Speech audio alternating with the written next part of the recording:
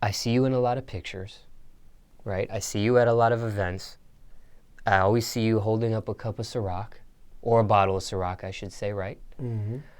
But what exactly is it that you do?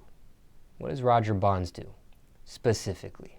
Specifically, I started out when I get up in the morning, man. Of course, I pray, but the next thing I do, man, what I do with Ciroc is I show you a lifestyle that I make you want to be a part of a lifestyle that Ciroc brings to you. You know what I'm saying? Meaning that when you go out, you want the best when you go out. So it's my job to show the best of Ciroc. It's my job to let you know where Ciroc came from. I let you know where Ciroc is going. I let you know what Ciroc tastes like. I let you know the people that be around you when you're dealing with Ciroc. So all of these things come into play when somebody says they want to go out, or they want to go buy some clothes, or I'm just going to show you that whole lifestyle. This is what you got to wear if you're going to be in that club tonight rocking with me. This is where we got to go tonight if we want to see X, Y, Z and we want to be partying the best. This is what we have to do if people want to be interested in you. And if they're interested in you, they're going to be interested in the brand. Now, you just described a job that I think most people would love to have. You're surrounded by celebrities. You're at some of the biggest parties. How does one get a job like that? How does one get a role that you have? First thing I say is be careful what you ask for, because everything is not glamour. You know what I'm saying? That's my job, to show you that part. But I'm not showing you that part when you might pick up the phone or you might see an email and Diddy is saying, I don't like that. You know what I'm saying? Or why did you do that?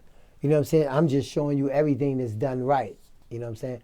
Or I'm not showing you the part where somebody that I'm affiliated with does something that makes me look bad. But I can't say nothing about that because you don't know nothing about that other person. You know what I'm saying? So everything is not glamour about it. But to answer that question in whole, I got that job, truthfully, through my relationship with Diddy, of course. But also in a relationship, when it's a man of that stature, he don't give you a job just off a relationship.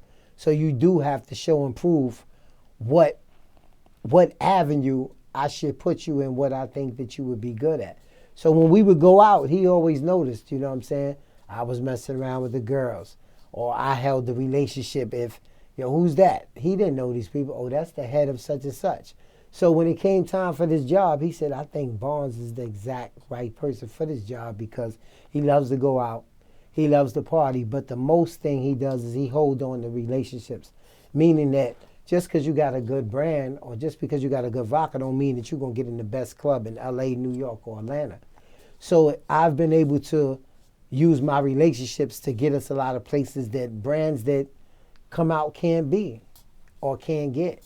You know what I'm saying? So that's what a lifestyle specialist is. He learns how to move and shake and get the job done by any means necessary. So that's why I say to people, be careful what you're looking for, because they think it's just partying. No, you got to sit down and talk to some of the most stubborn people, because every club owner, bar owner think they know everything.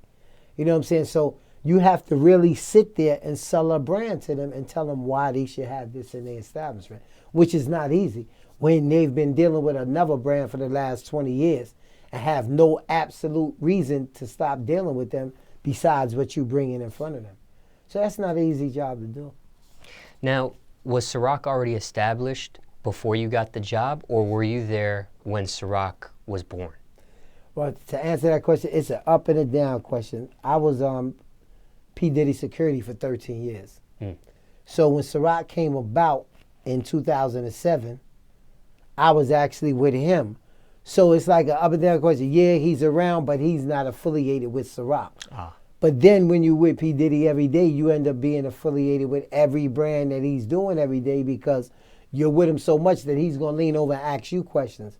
So you're actually affiliated with it without even knowing you're affiliated. So when it came time to change and go over to Ciroc, it was something a brand that I had already knew about. I see. Now, how long have you been with Ciroc for at this point? 5 years.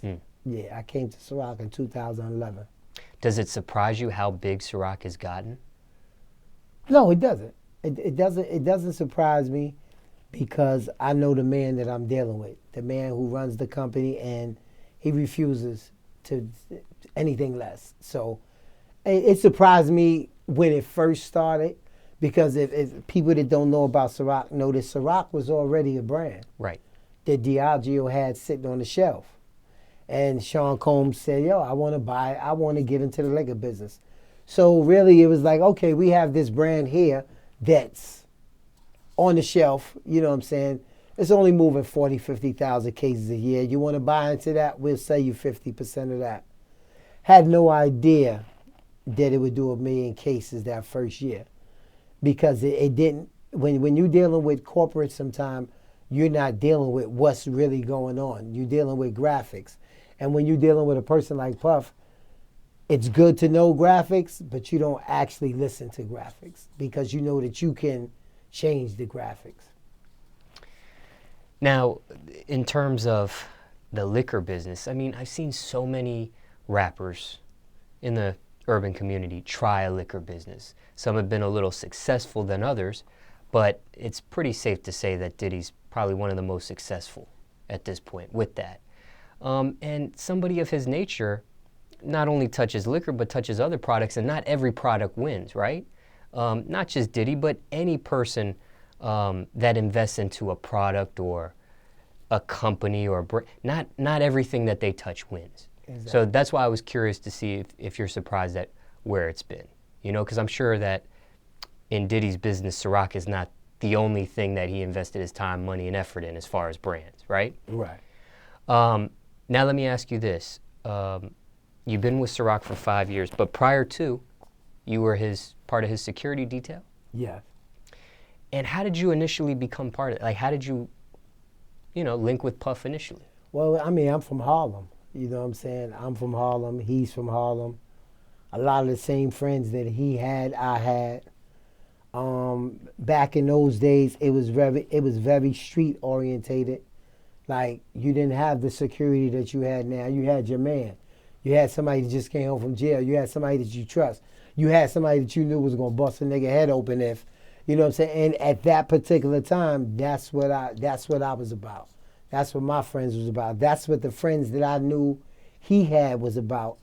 And one day, I had, went on a little vacation, and I had came home, especially, I heard you came home, man. What you gonna do? You gonna get back in those streets? Or you wanna rock with me, right? Shout out to my man, Uncle Paulie.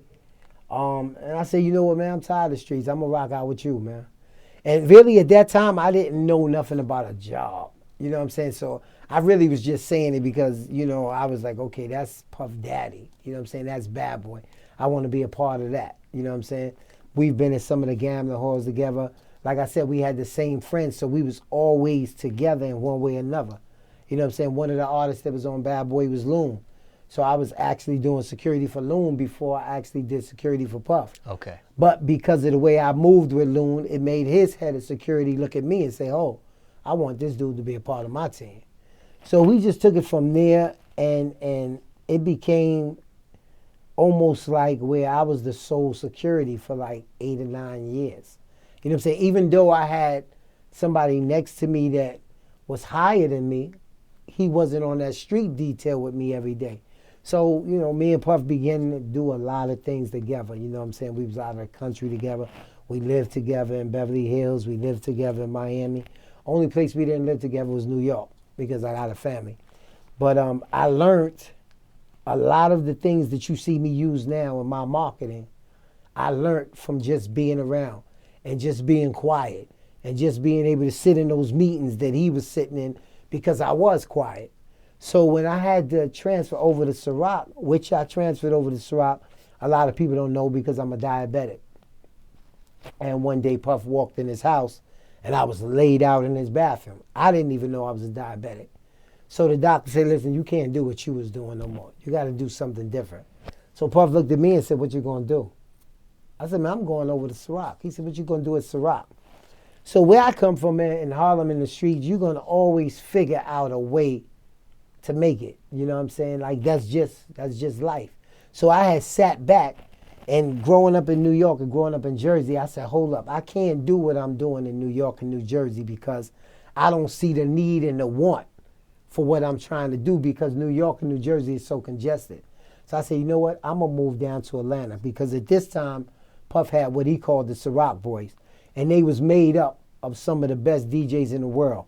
Funk Flex, Pro Style, Camilo, DJ Drama, you know what I'm saying, DJ Infamous, you know what I'm saying. These were brothers that was underneath his hierarchy, but they were money driven to me. You know what I'm saying? That's Puff Daddy, that's Ciroc. Okay, I'm missing a whole agenda of other people who work ethic is just as hard. So I'm going down south, and I moved down to Atlanta, and I came up with Ciroc Boys South. You know what I'm saying? And I looked and I dug, and I said, you know what? This is gonna work. This is gonna work. And a lot of people look at me now and say, where did you get that branding from? That branding came from just seeing. It's basically almost like what you do. You look and you study and you see what you think will work and what people are missing. And what they was missing was they was missing a group of people that dealt with, quote unquote, a brand of hard work, but didn't have a brand to make the people look up and notice them. So I was able to bring a brand without the legalities and say, okay, now you can put this brand on your back and run with it because it's a hot brand. It's a lifestyle. It's the nightlife. If you're a promoter and you affiliate yourself with Ciroc at this particular time, you couldn't lose. So it was basically about who wanted it, how bad they wanted it, and me giving the extension of Bad Boy, Ciroc, Sean John, and everything else to people.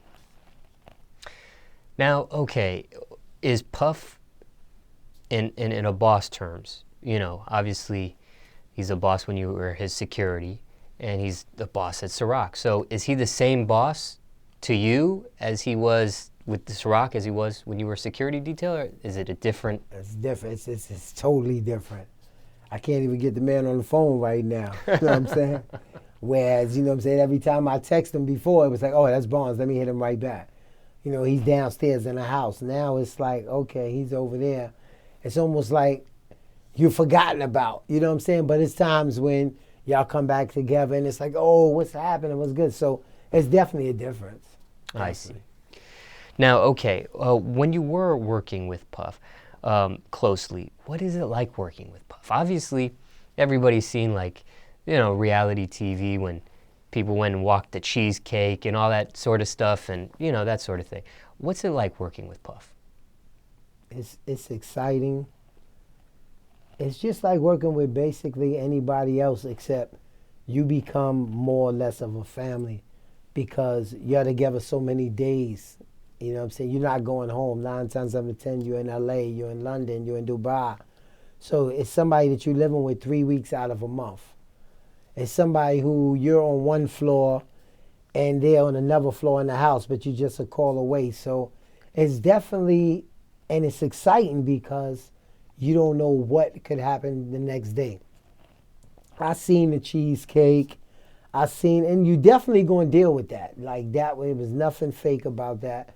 You definitely going to deal with that. But in dealing with that, I take the cheesecake as being one example, but you deal with him and you never know when he might ask you to do something that you feel you're not supposed to do or that you feel is not in your job criteria. When you're dealing with Puff, there is no job criteria. You know what I'm saying? Being security, okay, you're security when needed, but guess what? You're an assistant when that's needed. Guess what? You're an executive and you need to talk to these people I have waiting in the office. You're whatever he needs at that particular time. So it's definitely exciting. It's definitely, I've sat in some meetings and listened to $1 billion talks, you know, what can make up to $1 billion talks, $1 million talks definitely, and I just sucked it in. So working with him is a lot different because he opens the door for you, and if you're there to get the knowledge that you just get from being next to him, and he'll tell you in a second, listen, I'm not paying you a lot of money, but the knowledge that you're going to get from being next to me and the people that you're going to meet from being next to me, you should be able to take that to the next level. So that's the type of mentality I have with my crew. Like, I might not give you no money. I might not do this and ever, but I'm giving you a brand, and if you could run away with it you know what I'm saying, then it's a lot of money behind it. Now, when it comes to Puff, what's the biggest advice he's ever given you, or the most important thing you learned being around him at this point? Everything can be done. Don't give up. If you think it and believe it and can see it, that you can make it you can make it happen. Like, dream big, really. Okay, now, your job, very fun job, right? From the outside looking in. Right. But what's the hardest part of your job, or what's your biggest pet peeve with your job? The hardest part of my job is being relevant. You know what I'm saying? Being relevant in an industry that's saturated. You know what I'm saying? Meaning that I'm not P. Diddy. You know what I'm saying? I'm not Mace. I'm not anybody. So what am I to make you want to sit down and listen to me, make you want to talk to me? Who am I to say, who is it? Yeah, he's not on Love and Hip Hop. He's not, I'm not a star. So my hardest job is staying relevant in a world where in reality you have to be someone of stature for people to listen to you. So that's the hardest part of my job, is showing people who I am, showing people why they should listen to me, and